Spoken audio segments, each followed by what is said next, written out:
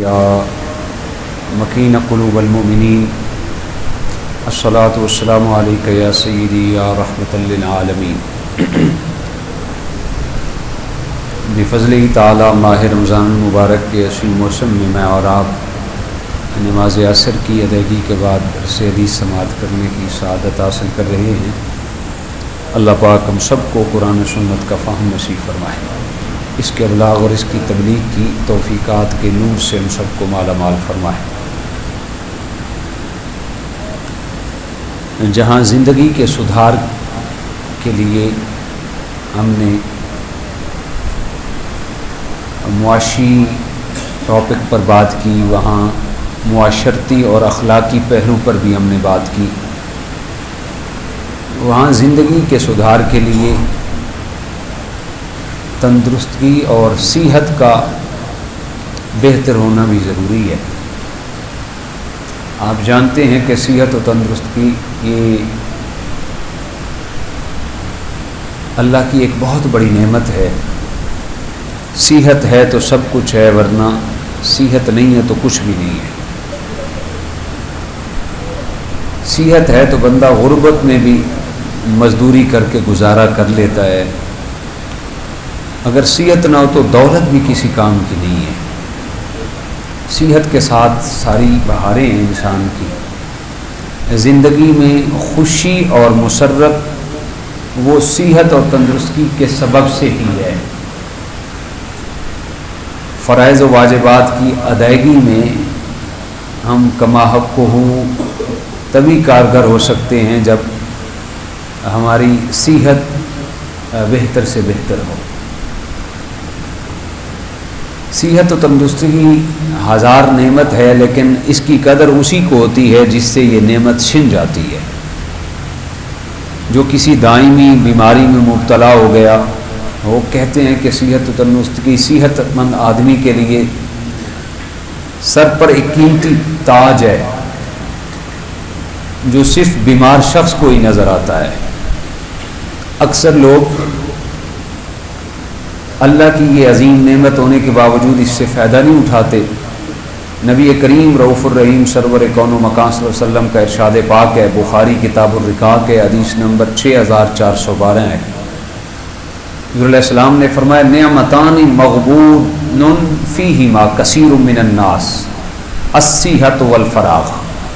فرمایا دو نعمتیں ایسی ہیں جس میں اکثر لوگ دھوکے اور نقصان میں رہتے ہیں۔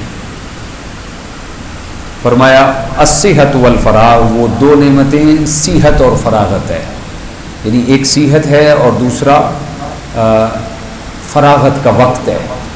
ان دو نعمتوں سے فرمایا لوگ اکثر دھوکے میں رہتے ہیں۔ روایت حضرت موسیٰ کلیم اللہ نے اللہ کی بارگاہ میں عرض کیا، اے رب العالمین، انسان اگر تیری ہزار نعمتوں میں اور لاکھوں نعمتوں میں سے ایک نعمت مانگنا چاہے تو وہ کیا مانگے؟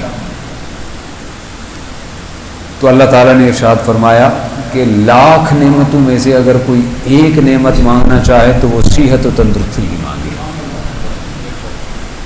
حضرت عباس بن عبد المطلب کہتے ہیں کہ میں نے نبی کریم رؤوف الرحیم سرور کون و مکان صلی اللہ علیہ وسلم سے عرض کیا، یا رسول اللہ مجھے کوئی ایسی دعا سکھائیں جو میں اللہ سے مانگا کروں۔ تو آپ صلی اللہ علیہ وسلم نے فرمایا، صلی اللہ العافیۃ، فرمایا اے چچا عباس، اللہ سے صحت اور عافیت کی دعا مانگا کرو۔ تو یہ رحمت کون و مکان صلی اللہ علیہ وسلم کے سکھائے ہوئے وہ اصول ہیں جن پر چل کر ہم اپنی زندگی کو بہتر بنا سکتے ہیں۔ پھر کچھ دنوں کے بعد بارگاہ رسالت مآب صلی اللہ علیہ وسلم نے عرض کی جناب حضرت عباس نے، جو حضور علیہ السلام کے چچا تھے، اے اللہ کے رسول، مجھے کوئی ایسی چیز سکھائی ہے جو میں اللہ تعالیٰ سے مانگا کروں۔ پہلے تو حضور نے صحت کے بارے میں فرمایا، پھر کچھ اور دنوں کے بعد آپ کے چچا جان نے عرض کی، تو حضور رحمت کائنات صلی اللہ علیہ وسلم نے فرمایا، یہ جو حدیث پاک آپ کے سامنے پیش کر رہا ہوں یہ ترمذی کی حدیث پاک ہے اور حدیث نمبر 3514 ہے۔ حضور علیہ السلام نے بار دیگر فرمایا، یا عباس یا عم رسول اللہ صلی اللہ علیہ وسلم، صلی اللہ العافیۃ فی الدنیا والآخرہ، اے چچا، اے میرے پیارے چچا عباس، اللہ سے دنیا و آخرت کی عافیت اور صحت و تندرستی کی دعا مانگا کرو۔ حضرت عباس روایت کرتے ہیں کہ انہوں نے نبی کریم سے یہی سوال کیا، یا رسول اللہ میں اللہ تعالیٰ سے کیا مانگا کروں؟ تو انہوں نے بھی یہی جواب دیا کہ صلی اللہ العفو والعافیہ، اللہ سے عفو درگزر اور صحت و تندرستی مانگا کرو۔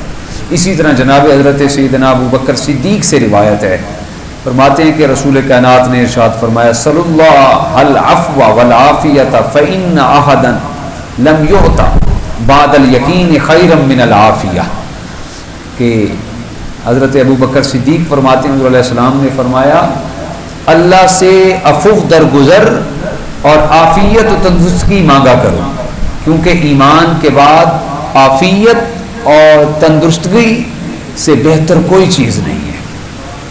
یعنی ایک ایمان ہے، اور ایمان کے بعد سب سے جو بہترین نعمت ہے وہ انسان کی صحت ہے، وہ تندرستی ہے۔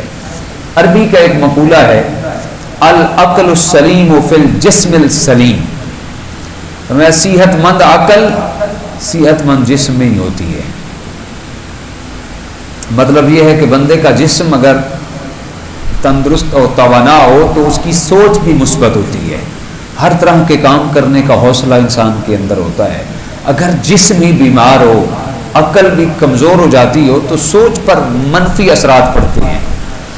آج ہم اسی بات کو اپنے زمانہ کے اندر، اپنے سماج کے اندر دیکھ سکتے ہیں۔ جو جسمانی طور پہ صحت مند ہے، عبادت میں بھی وہ سب سے آگے ہے۔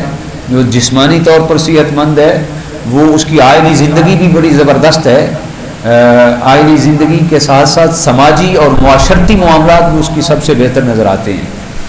آپ نے دیکھا ہوگا بعض دفعہ اچھے بھلے اخلاق والا انسان، ہنس مکھ انسان بیمار پڑ جائے تو اس میں بھی چڑچڑا پن اور غصیلا پن پیدا ہو جاتا ہے۔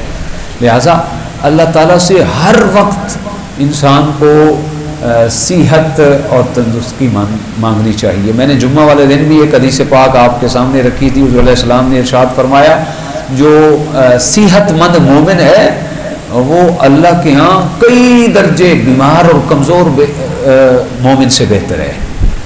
تو اللہ تعالیٰ کا یہ بہت بڑا کرم اور فضل ہے، اس کا یہ انعام ہے جس کو یہ عطا فرماتا ہے۔ اللہ تعالیٰ کی بارگاہ میں حضور ناز میں دعا ہے اللہ تعالیٰ ہم سب کو صحت کے ساتھ ساتھ ایمان کی سلامتی اور عافیت کی سلامتی اور صحت کی سلامتی نصیب فرمائے۔ وآخر دعوانا الحمدللہ رب العالمین۔